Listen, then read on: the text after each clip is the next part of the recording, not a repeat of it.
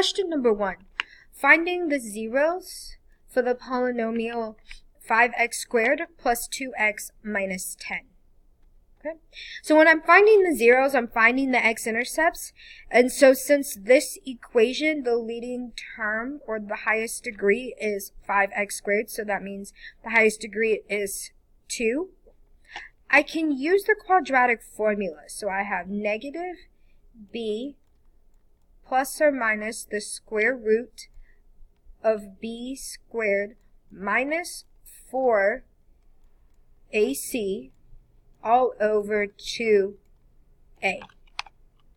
So the number in front of x squared is a, that's b, and then this is c. So I'm going to go ahead and plug it in. So I have negative b, so that's negative 2, plus or minus the square root of 2 squared minus 4 times a, which is 5, times c, which is negative 10, all over 2 times 5, which is a. So if I simplify that, that's negative 2 plus or minus the square root of 2 squared, which is 4. And then I'm going to do minus 4 times 5.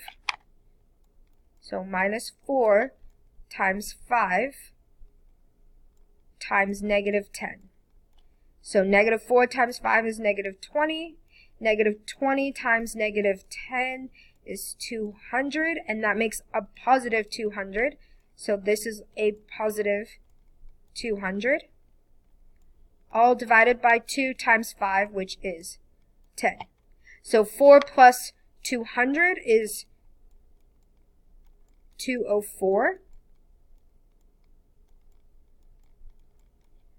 All over 10. And that's my answer.